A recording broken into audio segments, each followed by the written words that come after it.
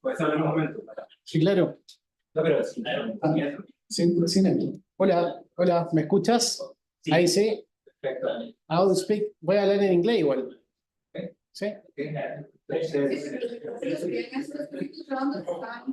Es tu micrófono.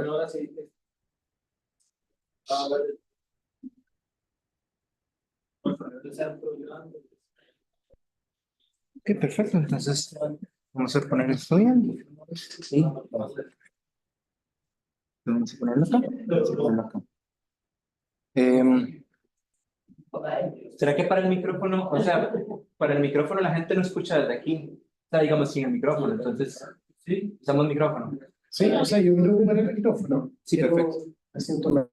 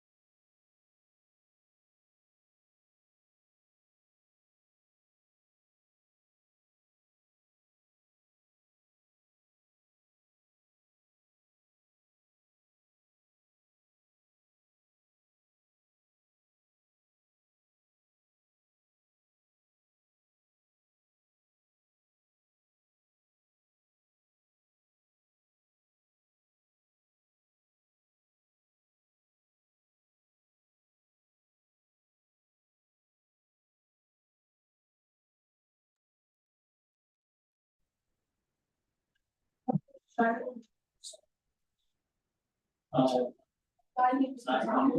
moderar. Porque ya podemos. Sí, ya podemos.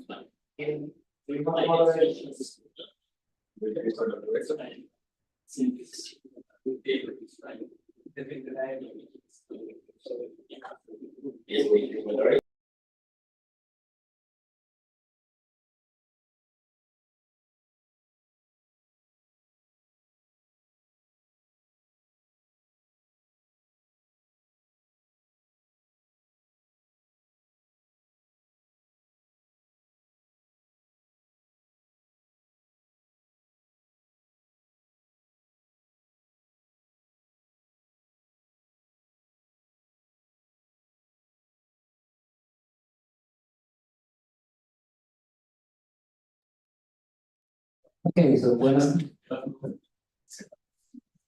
tardes. Good afternoon. We are here again for the second day of our 8th World Congress on the School of Opposition. I introduce now the first talk of the afternoon.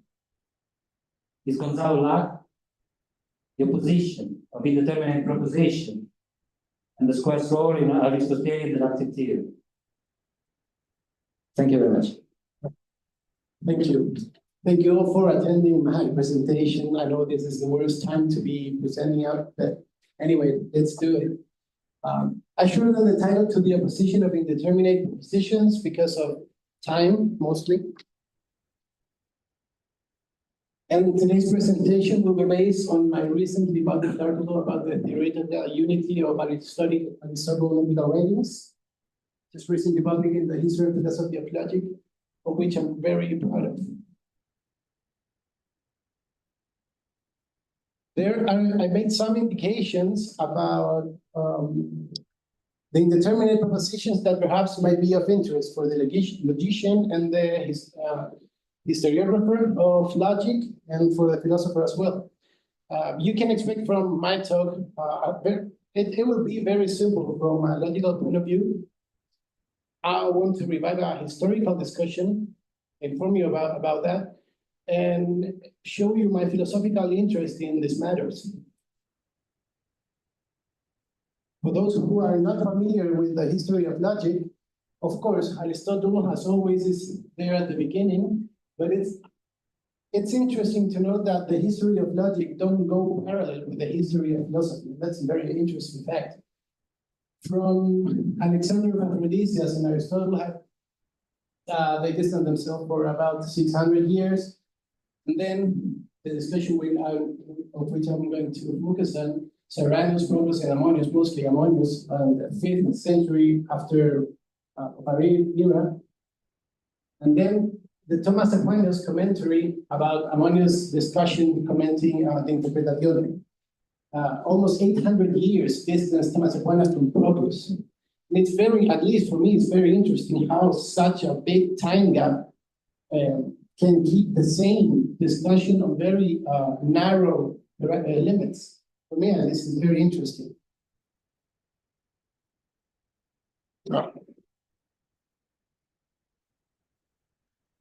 The problem, Aristotle recognizes 3 types of propositions: the quantified ones, the universal and the particular, and the indeterminate ones. Dionysos, and in the Interpretazione and prior analytics as well. Those statements where the universal is not taken universally, the universal subject. And in the prior analytics says the proposition produces that does or does not belong without any mark to show whether it is universal or particular. The Spanish translation is pretty well. The Spanish translation of Aristotle's Organos is a very, very good guide. It says, llamo indefinido a darse o no darse sin indicar lo universal ni lo particular. Are propositions of which the universal subject is not, its quantity is not specified. That's what it's called indeterminate.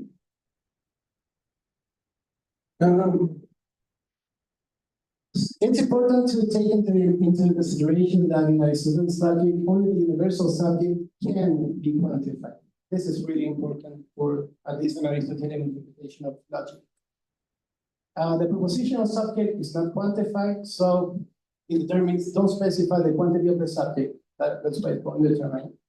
I will try to stick up to that. It's very simple notation to represent it. Indeterminate propositions where a predicate is predicated of the universal subject without determination, or negated of the universal subject. Examples, Aristotle's own examples are: man is white, man is ugly. Contraries are subjects of the same science. This is very interesting because it has philosophical reach. Negation, animal is not rational, pressure is not good. These last two are the examples of prior analytics. I think, well, what's the problem about universal indeterminate propositions?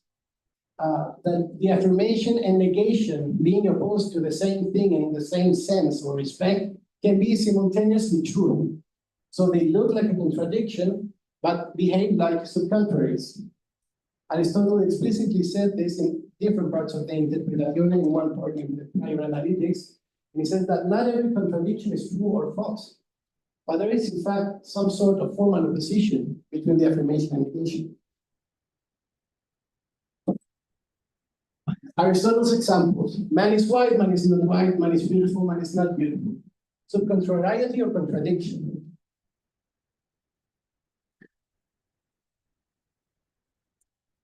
The other aspect of the problem is stated in the prior analytics in different parts, those are the most important ones, that in deductions, in syllogisms, says Aristotle, indeterminate propositions generate again style particular conclusions, meaning that indeterminate propositions behave like particular conclusions in deductions.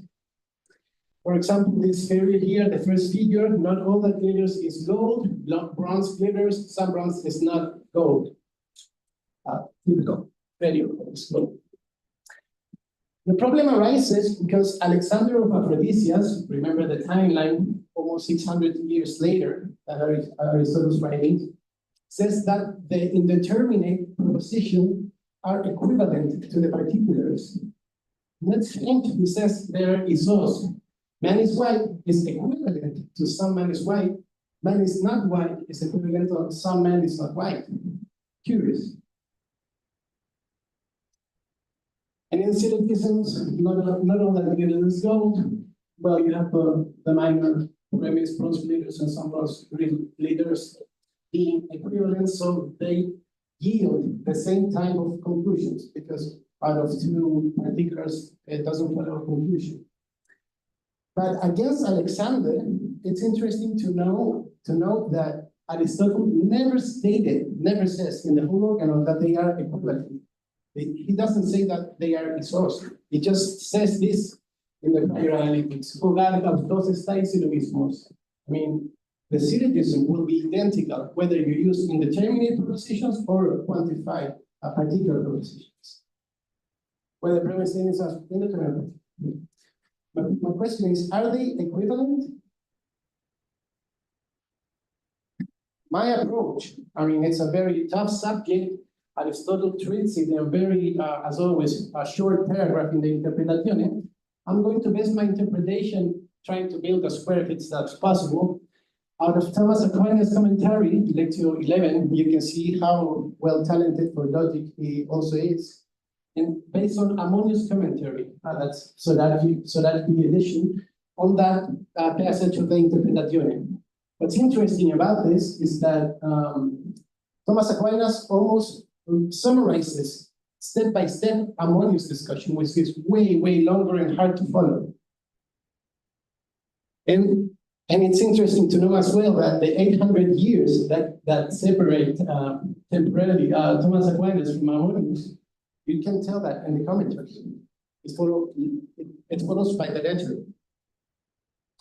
Some remarks about notation. As I mentioned, I'm not the best equipped with logical tools. I don't have the logical tools to have a proper notation for expressing these ideas.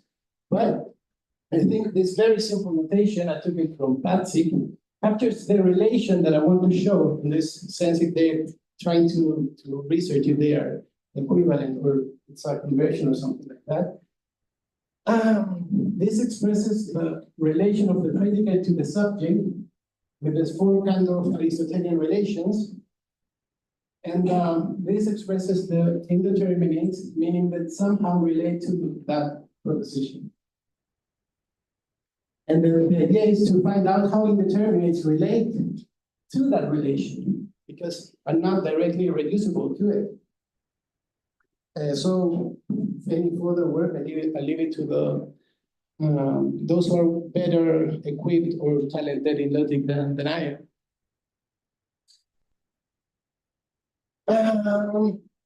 The problem is stated because opposition is defined as the opposition. Remember yesterday's talk, the opposition between affirmation and negation, and the principle that for every affirmation there is only one negation, just one, excluding the possibility of equivalence in Aristotelian logic. So the universal affirmative could be having, if they're equivalent, two contradictories, the indeterminate and the particular. Okay, and the particular.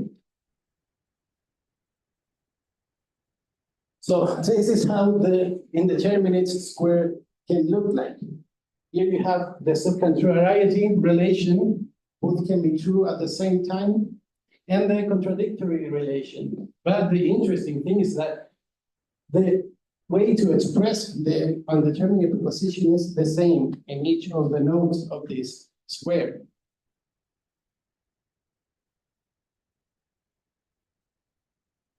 And the problem of the Thomas Aquinas commentary starts with the indeterminate negative. Where's the problem? Here's where everything starts. Because, let me see if I have the quotes. I think I have those. Yeah.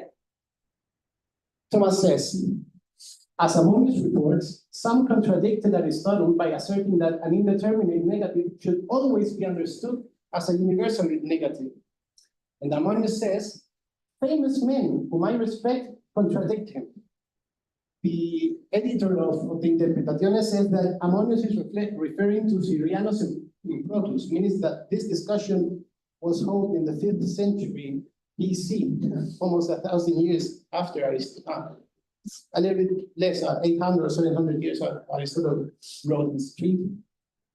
But the thing is, some took that the indeterminate negative holds or is equivalent for the universal negative, for the E proposition. Yeah, so that should hold. They should be equivalent, and the commentators, Ammonius and Thomas Aquinas, says that the ones who hold this equivalence contradicted Aristotle's thought. Ammonius, on his part, says that the indeterminates are equivalent to the particulars or have the same power or capacity, dynamis or dynamic. Or they are equivalent, this is the same word as Alexander, isos. And I'm reminding yesterday Professor Christensen talked that he quoted a passage of where Aristotle says that they have the same force. Probably it's the same word, dynamis. I'm not familiar with that passage, but they should be referring to the same idea. And Ammonius, on his part, says, for they do not divide true and false, but having the same force as the particular proposition, they are simultaneously true in contingent matters. It's a very important hint, in which the particular propositions too were seen to be simultaneously true. And then he explains what having the same force means. Having the same force means that indeterminate propositions are true when quantified ones are true. And well, that's a Greek text and the protocol. So why do indeterminate propositions have the same force as particulars? Why are they true if particular ones are true? I find it very interesting. So if the particular is true, then the indeterminate is true.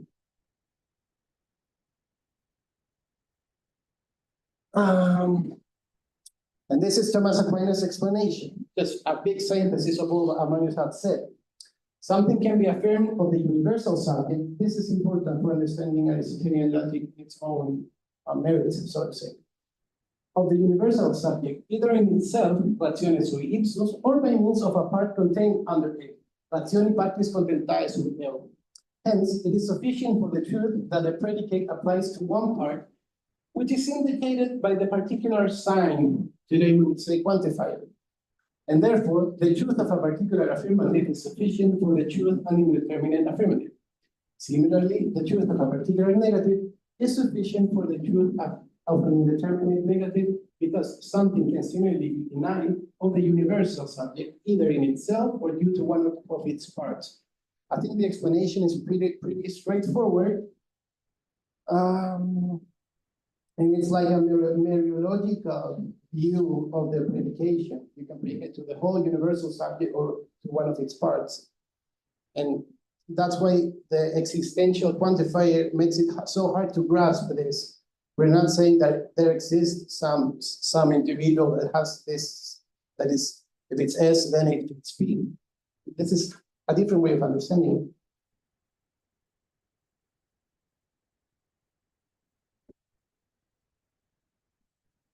So the particulars are in this regard equivalent to the indeterminates are equivalent to the particulars only in this regard, that where they can stand as a contrariety relation. Both can be true as the particulars at the same time. So, but I'm not sure if it's an equivalence, because they say that if the particular is true, then the indeterminate is true for both the affirmation and the negation. But just as the problem arises out of the interpretation of the indeterminate negative, the solution passes through the interpretation of the indeterminate affirmative. That one, this one.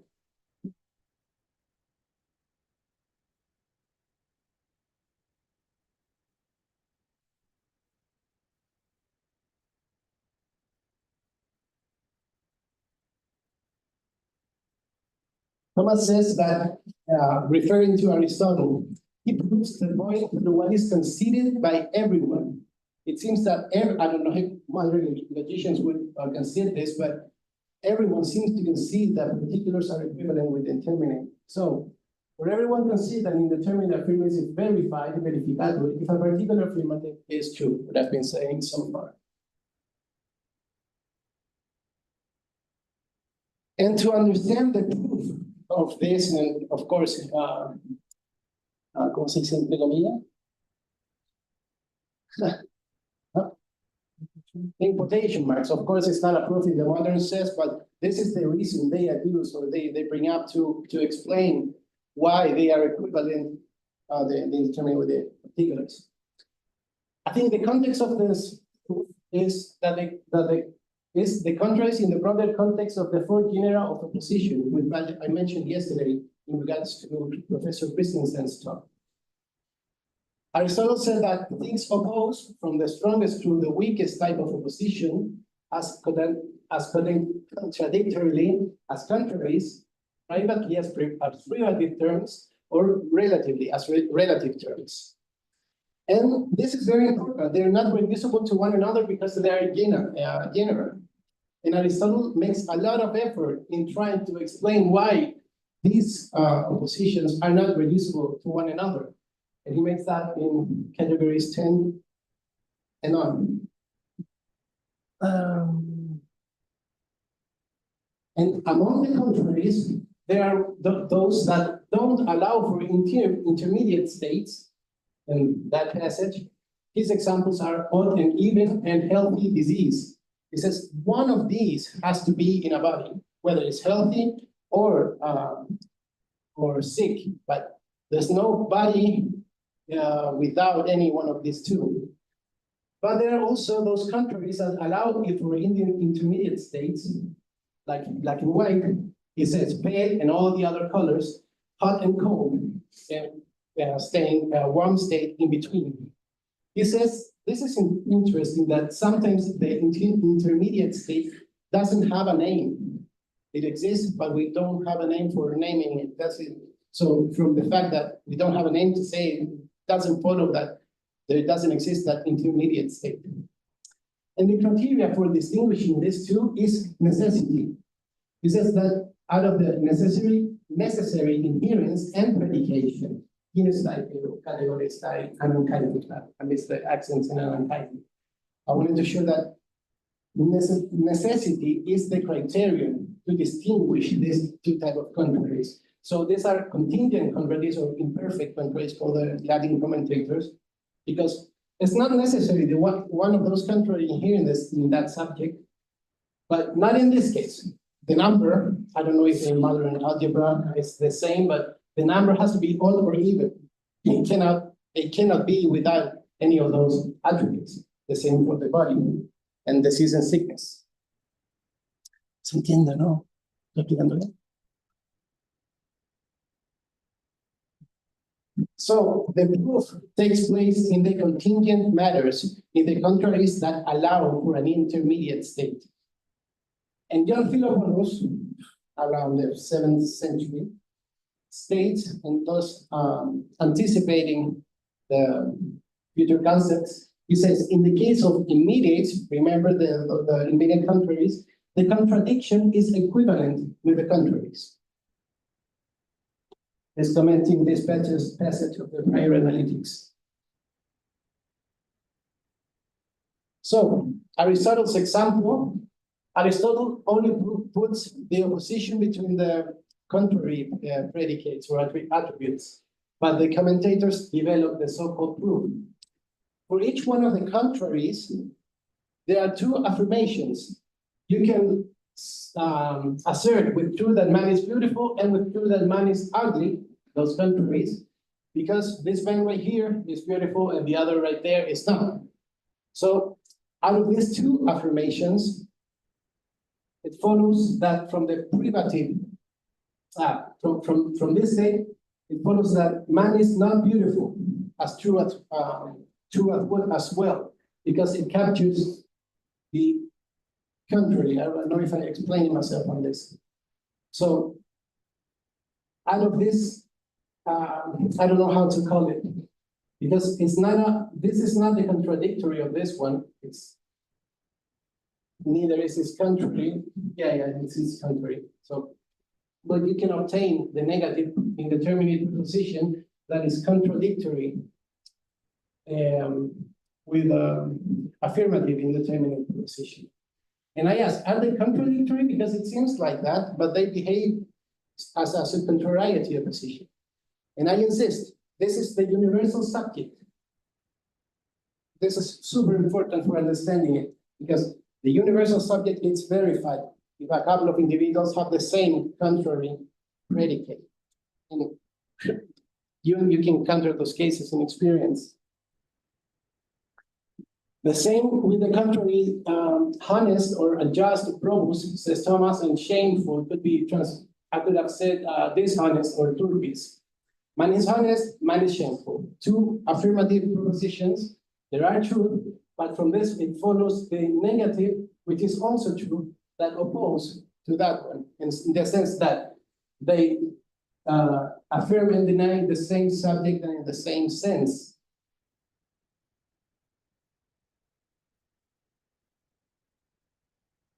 And this is interesting for the discussion we had yesterday in regard to Professor Christensen's exposition, because in perfect contraries, white and whitening, it happens the same.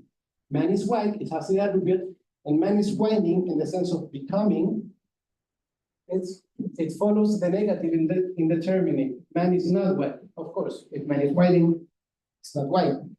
And remember, we are not talking about the universal, about the singular generation or coming to be. We're talking about the universal subject. So these two propositions are true at the same time. Oh, I can explain myself. And so they look like contradictories, but they behave as particulars. You know, Ammonius warns us not to confuse these indeterminate propositions with singular ones, because one might be very easily tempted to do so. And consequently claim that they are opposed in a similar manner that similar propositions. And just to delve deeper into this, you can check the Chesovsky paper, 55. Once again, indeterminate propositions don't behave like singular propositions.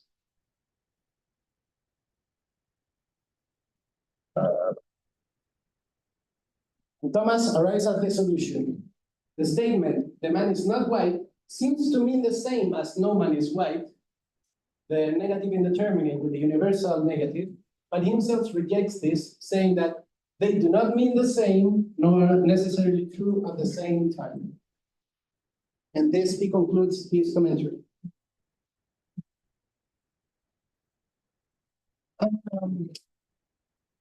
And coming back to Aristotle and his philosophy, as I wanted to show my personal interest in this subject, is that this whole discussion arose from a passage from the Physics and the Anima, where Aristotle uses indeterminate propositions. And for me, at least, it's very interesting to know that most of Aristotle's philosophical works uses indeterminate propositions, and probably most philosophers use indeterminate propositions. it's rare to find strict quantification in the expression of philosophical thinking. So there is no motion outside of things, a very famous quote from Aristotle. There are no senses beyond the five. These two indeterminate propositions are the cause of all this discussion, because some commentators took this for the universal, and always equivalent for the negative universal. So the thing is, not always that the indeterminate negative function as a universal negative. As we have seen, they are in general, or more generally, equivalent to particulars. So it does sometimes, and this is the philosophical crux of the subject. I'm sorry for that. It's a conversion of an equivalence. I'm not sure, but Thomas and Ammonius say, and I think very close to Aristotle's text, that in cases of per se predication, the indeterminates are equivalent to universals. And only in contingent matters, in the per accidens predication, indeterminates are equivalent to particulars. And you can, if you remember the contrary, the different kind of contraries, the necessary contraries, says Aristotle, one of the contraries has to inhere in a subject. Take this difference because this will be the key for understanding all the rest.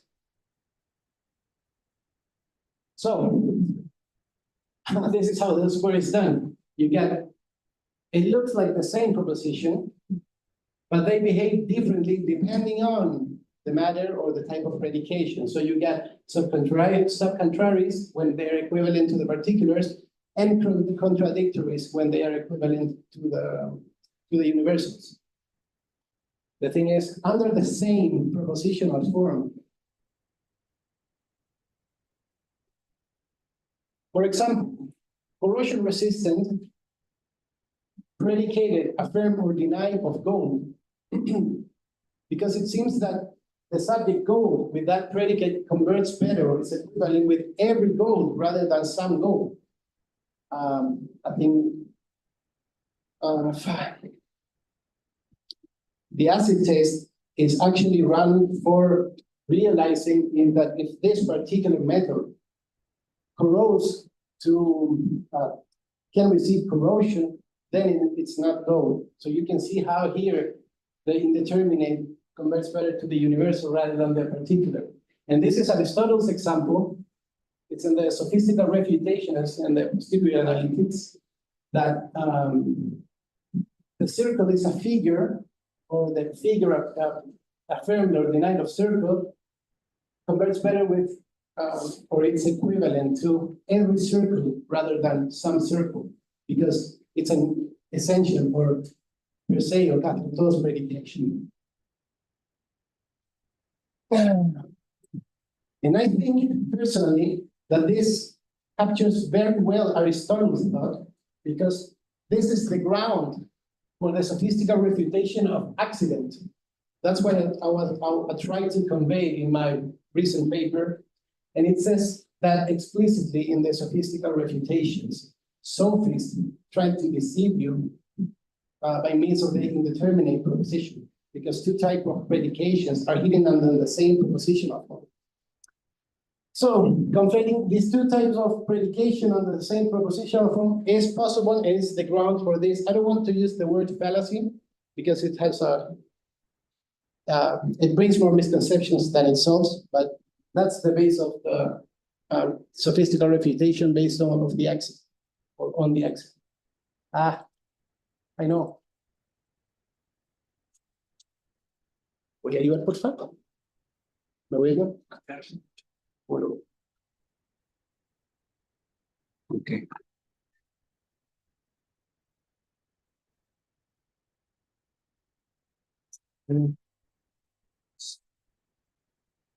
Okay. Sí, Listo. sigo para el lado.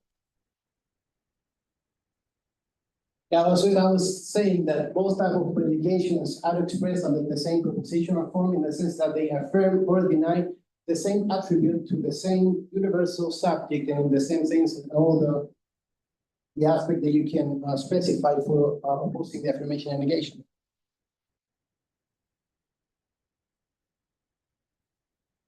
So they are indistinguishable from a logical perspective. So here, someone more competent in logical notation than me can see.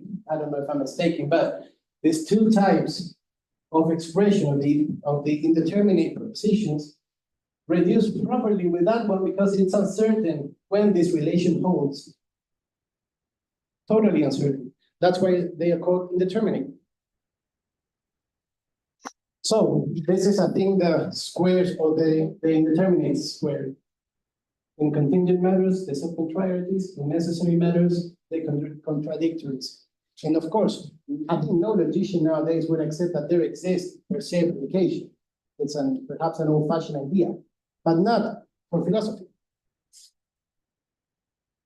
So to conclude, there are in the organon in Aristotle's logical thoughts deductions with quantified premises, deduction with indeterminate premises, and a mix of the two. And thus, the opposition of determinate propositions thus reveals two different kinds, in my opinion, two different kinds of expectations in approaching Aristotle's philosophical work. Because, as Oban says, science, as the Posible analytics teach us, proceeds syllogistically, but we find no successions of syllogisms in Aristotle's metaphysics.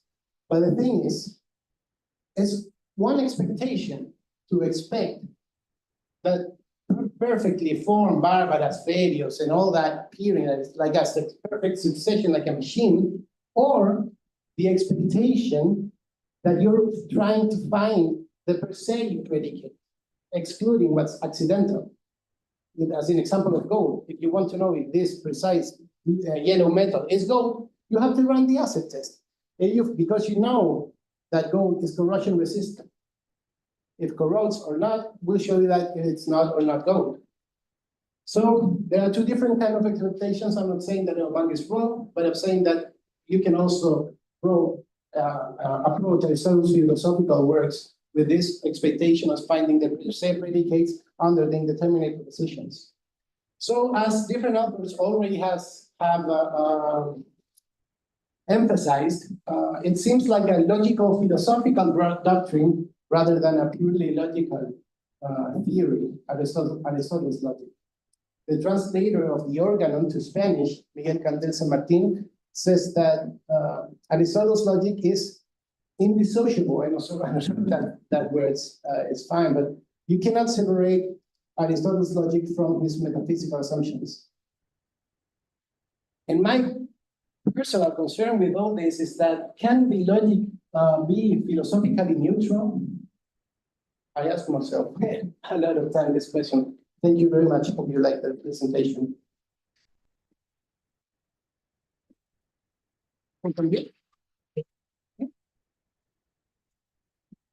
Yes. Thank you. Thank you very much, Gonzalo. Is there any question?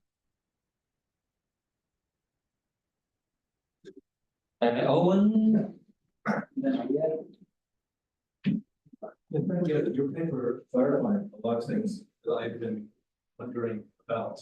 I think you were right. Thank you. It would seem as though it would be a legitimate, universal proposition to say all human beings in this room are interested in philosophy. But that's not a cop-out sort of proposition. Exactly. And exactly. Even though we can do a square of opposition, that's not what Aristotle's wondering about. Exactly. I think that he's still thinking in terms of he's rejected Plato's forms, but he still believes that science deals with the universal relationships among kinds, and that's what he's wondering about. And he resents the prior analytics, saying we need this for the objective parts, which is the posture. Yes. He has defined science transactions. Absolutely. Thank you very much. Thank you very much. Ariel? May I ask him, may I comment on that?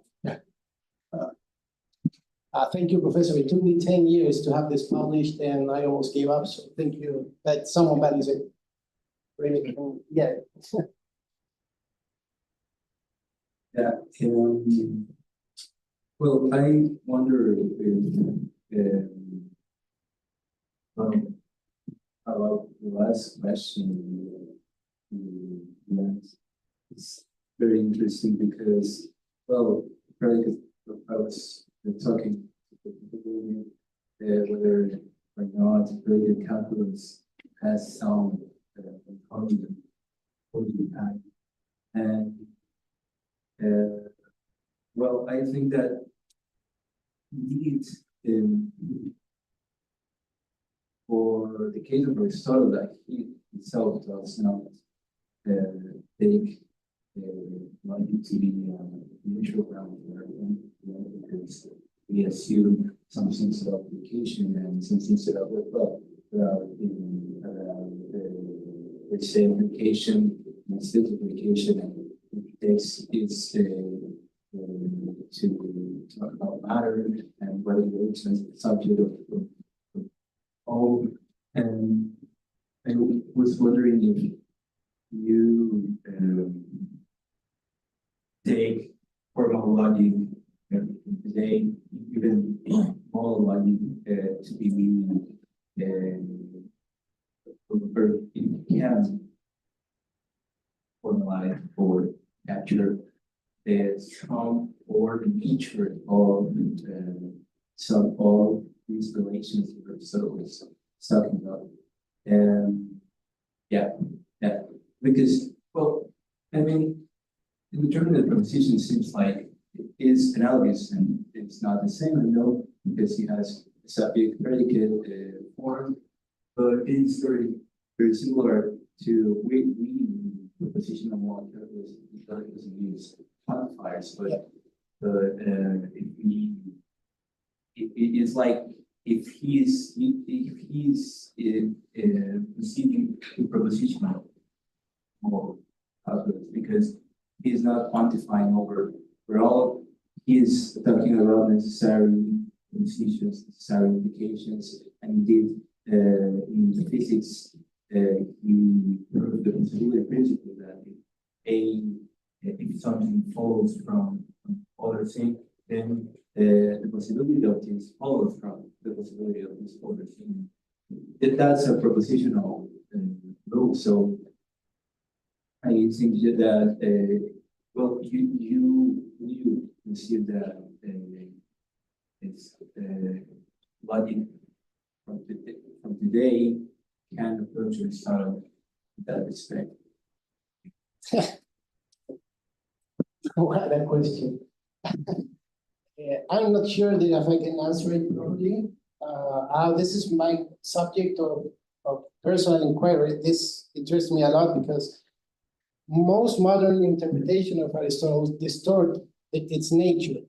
Yeah. And because the logical apparatus nowadays is way stronger than of Aristotle, you say, yeah, this is way stronger, then let's discard it. Russell's hypothesis of it.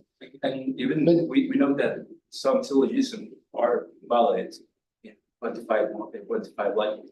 Yeah, for me, it's very difficult to say. I don't predicate logic. It's, I think, not proper to, it can capture some of Aristotle's relation, but they are complete propositions. And Aristotle is interested in this internal relationship of subject and predicate. That's a very different thing. And the existential quantifier, of course, it doesn't capture what Aristotle is trying to convey with some SSP. And there's a huge discussion about it, almost 100 years since Russell. So that's why I wonder, can be logic philosophically neutral? I think I'm following very closely the literature about logical philomorphism. I don't know if you've heard about it, but the thing that logic is a neutral discipline, ontological neutral discipline, is Kantian.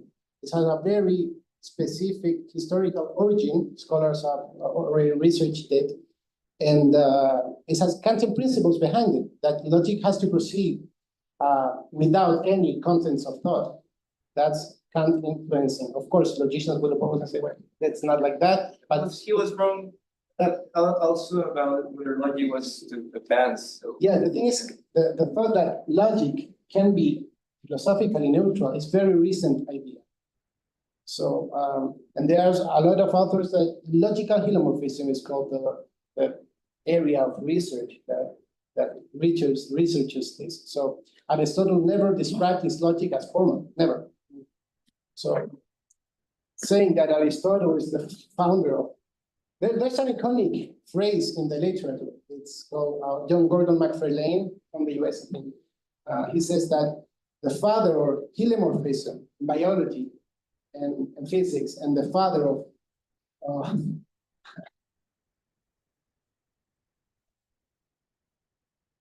the father of logic of helomorphism and the father of logic is not the father of formal logic.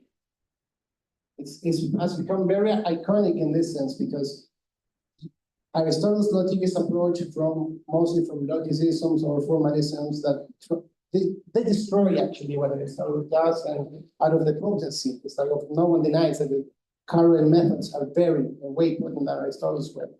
But I'm not sure that they made it obsolete. That's all.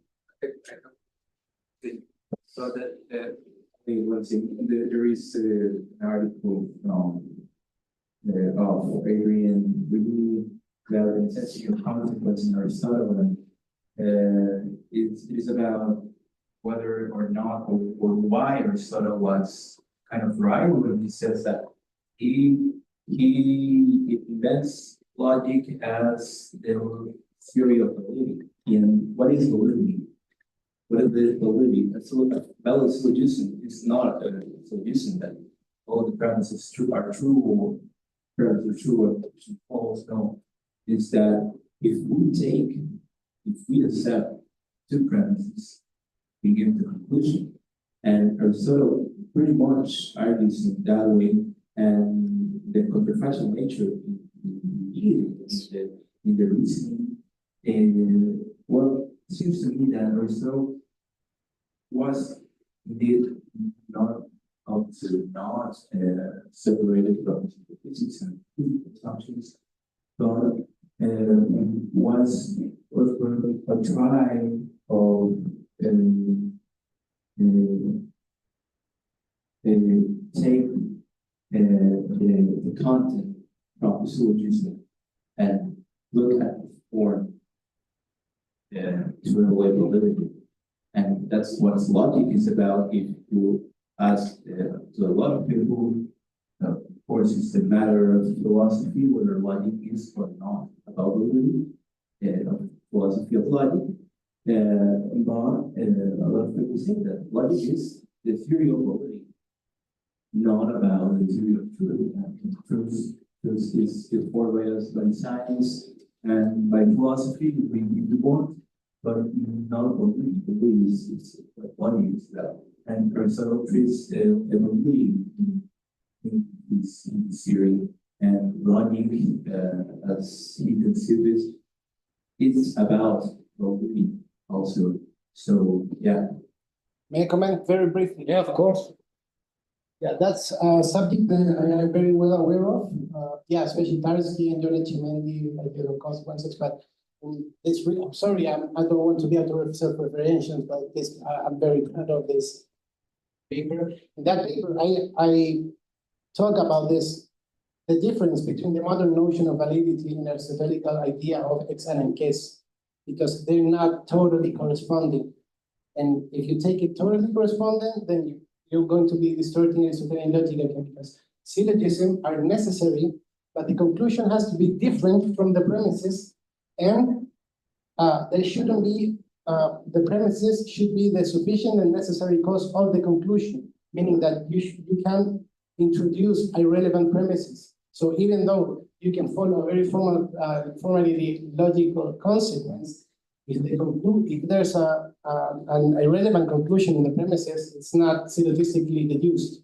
So be aware of trying to understand Aristotelian idea of necessity as consequent theories and case out of validity, because they're not the same. And that I approach the subject from the sophistical refutations, meaning that how and the distinction between formal and informal logic, because the fact that logical validity doesn't coincide with Aristotle's idea of syllogism, necessity, alterity, and relevance, makes that from the fact that a defect is a validity defect, doesn't follow that it's necessarily an informal defect. I'm explaining myself because you can have defect in the consequence or in the relevance being equally valid. Explain myself? Yeah. That's so try not to conflate them. Yeah, there are many approaches today that, well, we the last thing. Well, Okay, rather than people. Well, there are many things today that we take to a more neutral approach in the body and not take only the logical view of the person. Take a more philosophical approach on the fractional notion of the being, then they pretty much look the same. You know, like well, and in the models logistic, they pretty much look the same, and we can, if we are taking validity to relate whether Aristotle was saying that not validity, we are not very lost, you know, like if we take validity to be, well, if we accept, if we were to accept the premises and which will follow, well, that's a matter of relevance and that's a matter of other things, and we're not wasting on time, that's what you see. So I think that that's the problem today. What's validity? So yeah. Just a brief answer. Yes. Just take for example the petitio principii, la petición de principio. So the how do you say in English? Petitio principii as well, right? The petitio. It follows from the in Aristotle's thought follows from the nature of syllogism. begging the question. Begging the question. In Aristotle's thoughts, it follows from the idea of syllogism, and that doesn't make it an informal fallacy. So how do you explain the begging the questions only in terms of validity? I think, yeah, modern logicians, I don't know if they have accomplished that, but it's a principle to begging the question because it depends closely on the idea of syllogism, but not on the idea of validity. That's just trying to. Thank you. Thank you very much. Questions? Me va a matar. Thank you for the talk. I was very interested in this idea of indeterminate proposition because I hadn't really thought about it before.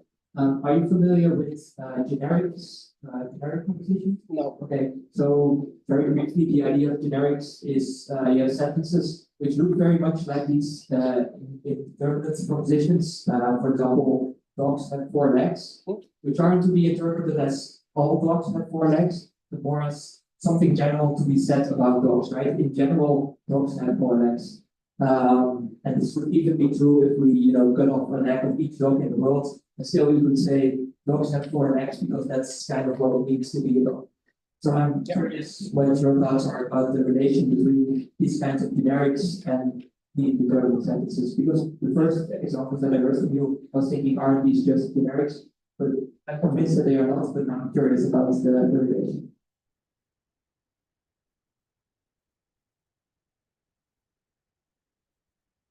Yeah, so Perhaps it's very controversial what I'm going to say, but you have to take a decision if you're a logician in terms of realism or non-realism, because generic propositions don't refer to this universal subject that can or cannot be quantified. If you take, I approach that idea in this paper because William of Ockham faced the same thing about quantification, and he raised the universal subject and he left only accidental predications, and he has to develop another justification for your proposition of quantification. It sounds Aristotelian, but it's not Aristotelian. So I think it will depend on which approach you get to the subject in term logic. Are you referring only to individuals collected under same staff, or are you referring to something different? Am I explaining myself? I think that, yeah, because Aristotle doesn't leave the indeterminate proposition on its own, like floating in the air, like, they generate. They say that they refer to the universal subject, they can be predicated with truth, but they can be converted, depending on, it doesn't let those propositions floating like by themselves. They are related to the quantified ones. Hope that helps. Okay, thank you very much.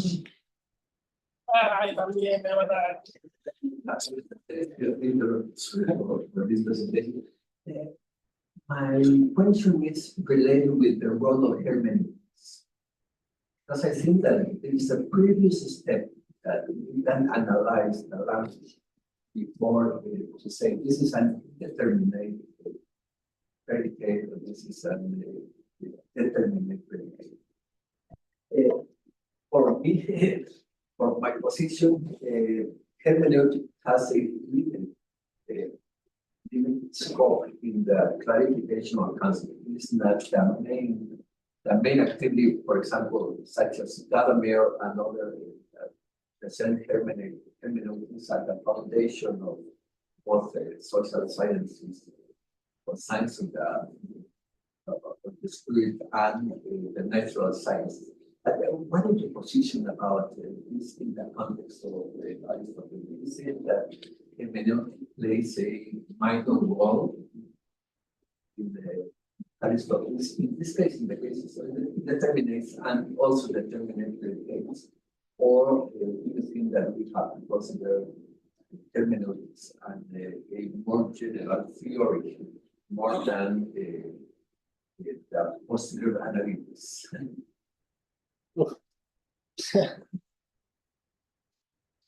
Yeah, I'm not sure if I can answer that question, but I think the answer is more close to what Professor Owen said. Aristotle's always thinking about the necessary connection between subject and predicates and causality in nature. So I don't know if hermeneutics has that approach to the nature of scientific inquiry and the logic that supports it. That's all I can say. Okay, thank you. Other questions? No. That's all. Thank you very much, Gonzalo. Yes, yeah.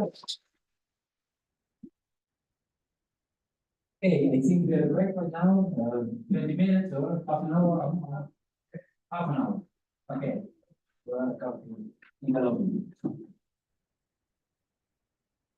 Pero ¿a qué hora exactamente hay que volver?